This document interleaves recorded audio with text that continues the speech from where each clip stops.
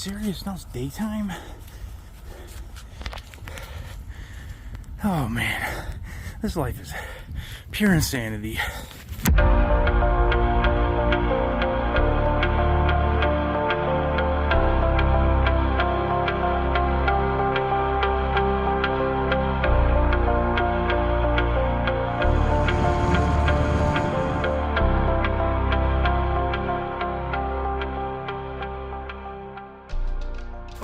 Welcome back into the Great Abyss with a touch of paranormal.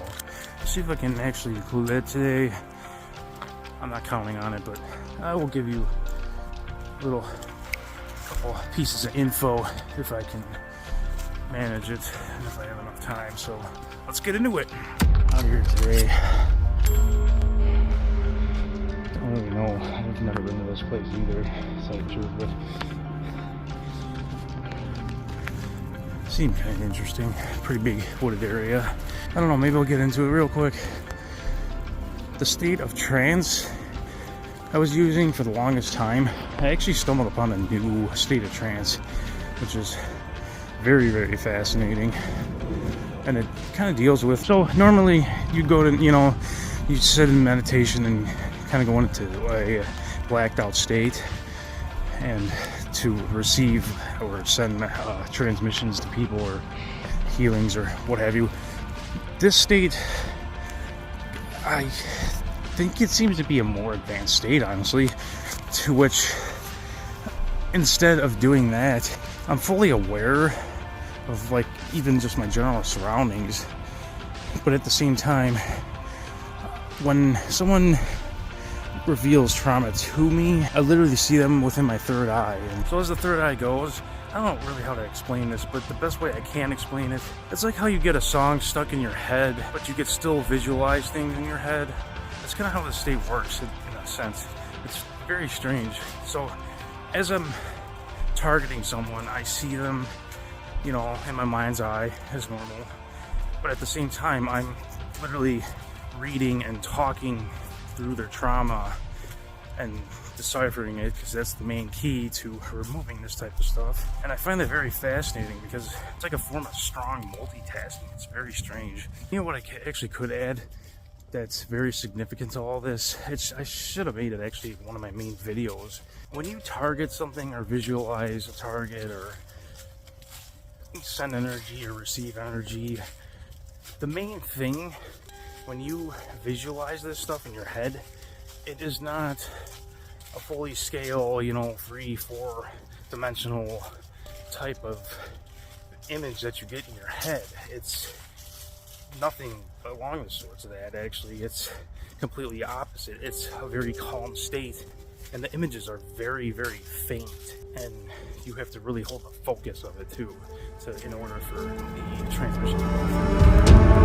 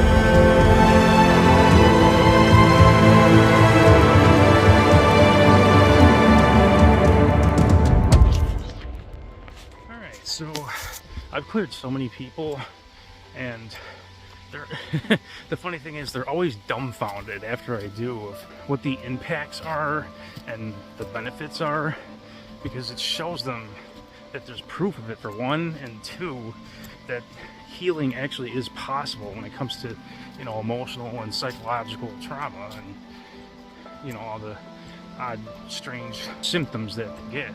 So I thought that was pretty cool to mention. But digressing, trance state number 2 that I find so fascinating. So instead of going, you know, you have to go through the whole process of getting into a meditative state, this is where I'm fully conscious of my surroundings. I can even have my eyes open. And the coolest part about this is I can literally text or type or even talk on the phone as I'm in this state. It's the same state, but I'm more aware of it, I guess you could say. So for example, as someone is revealing their trauma to me, I'm listening over the phone or literally reading it through text while I'm visualizing them being targeted in my head, which is the coolest thing I've probably ever experienced. So as these individuals are literally revealing their trauma in real time to me, I'm literally watching them on the astral get obliterated. It's the coolest thing I've ever seen. It's always great to get a message a couple weeks or months later saying that, wow, you really blew my mind, it actually really worked. My whole life has been completely changed for the better, because it actually shows them proof that it actually is all too real. And that's what my videos are about, to try and actually show you guys that it actually is true, definitely a lot more real than anyone would ever expect. And so, last tidbit, guys, dreams are definitely an alternate dimension. There's no doubt in my mind at this point, and a lot of others that I've worked on are also convinced of this. So I definitely strongly believe that the dream world is no doubt, within my mind at least, an alternate dimension. Which leads me to my last point I can make real quick. Tell you a little story. I wanted to travel out of body and explore the universe, you know, different planets. And I targeted a specific planet I've seen before in Dream. It was really cool. The planet was filled with trees. It was massive. It was really cool looking. So in that regards, I sent out a divine message that I wanted to explore the universe. You know, after you say those words, you target something such as a planet or, you know, moon or sun or whatever. That being said, I had a response dream of a planet that I was on. It kind of actually it resembled Mars very well, but a lot lighter colored. And I was on the surface of this planet, and I was watching two suns orbiting towards each other very, very slowly. And it was kind of an overcast in a sense, so they were partially blocked out, but you could still see them very clearly. And then there was a moon off to the left of those two, and then a third sun way back on the other far side. And as I'm watching these two stars and this moon, I seen out of the corner of my eye, the moon kind of like, it shifted towards me, so it kind of got bigger. And then, you know, I took full gaze at it at that point to see what else was going to happen.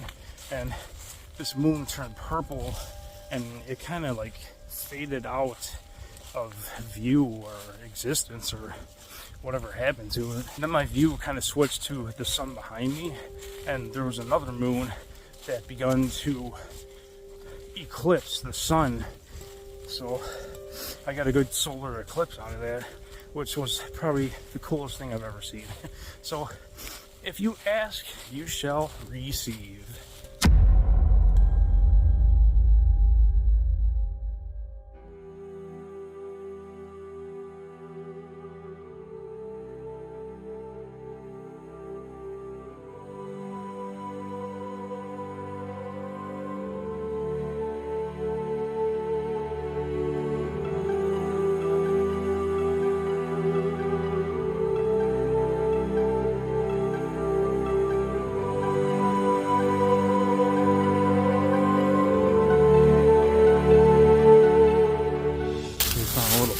It's fenced off. It's cool. Yeah, it is cool. We do have a small cave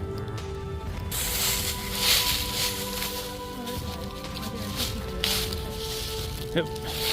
Trying to get to it. Oh yeah, definitely right here. Yeah, that's what's probably the big. Oh, this would be an easy, really easy climb. Yeah, it's like literally walking downstairs.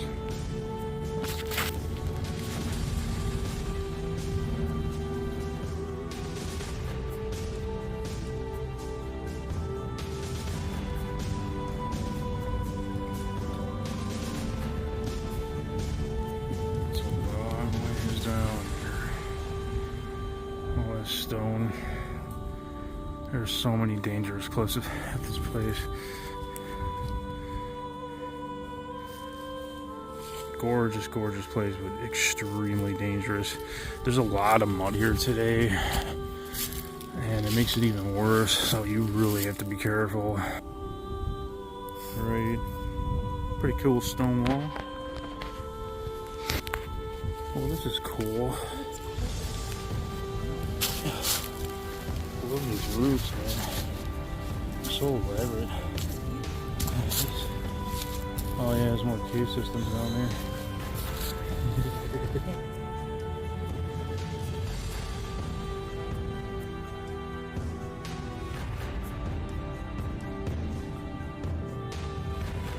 So we did just come up with a theory of why they may do this. It might be because this is a downslope right here, and they tend to start growing, and then they realize that they're growing on a slope, and then maybe they start growing up to compensate for the odd angle that it's dealing with. I don't know. You guys be the judge. Alright, I guess I was right. We're going down to the shore, as I suspected. Cool.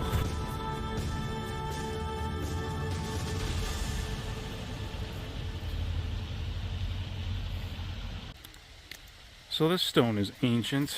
You got this flat surface here, which is original formation of the stone, of how it originally was. And then you had your beginning water line here, and then slowly over, you know, what, eons, it slowly started reducing very, very slowly. And then certain intervals, you know, it would sit and erode even more, and then it would finally get down to the very bottom to where it is now, which is just literally a little stream, which you can see there. Goes all the way down. But the water erosion it tells a lot of history, you know, if you really think about it. It's actually pretty cool. Yeah, me and this little lady seen a bald eagle, but we had no chance of getting it on film. It flew over like that way. There he goes. Might be able to still shot it when he went in the sun. So we stumbled upon a log cabin in the middle of the woods. Oh. Alright guys, we got something good to show you here.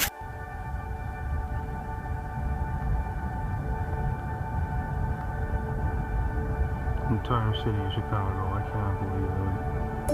It's super cool.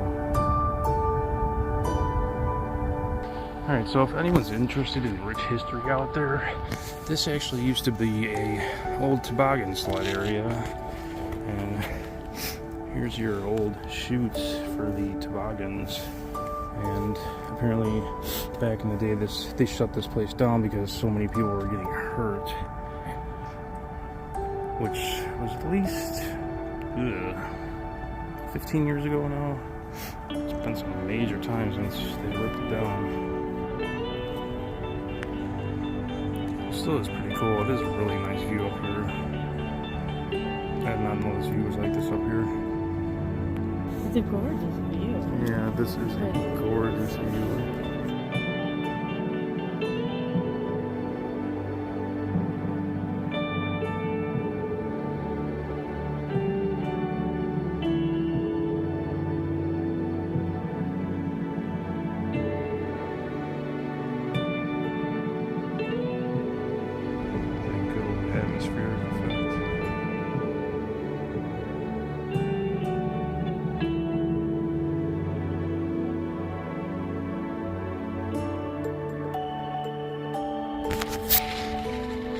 So we found this cool little structure.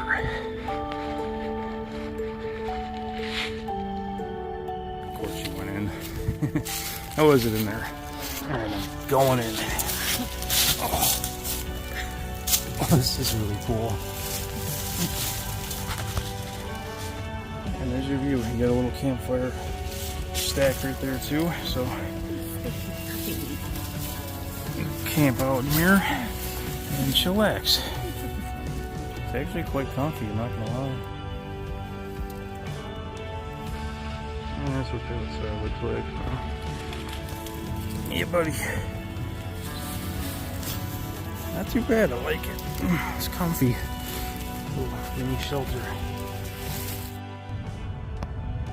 A nice little artifact right there too. Still occupied, there's a light on it. Yeah, look at this stuff, man. We're running short on daylight here. This is all sandstone. You know, it just rubs off. This stuff is actually pretty dangerous because it's very, very malleable and soft. That section we were on was a cliff that was about to break, so it's very, very beautiful though.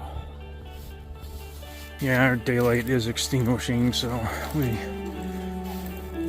13,000 steps, look at that. Good stuff.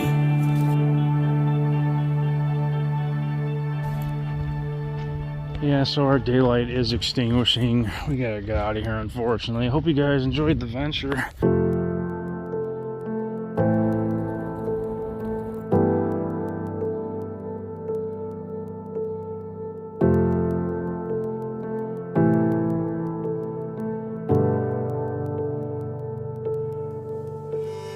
If you guys enjoyed the video, please hit that subscription button, and I will see you in the next video. Bye, guys.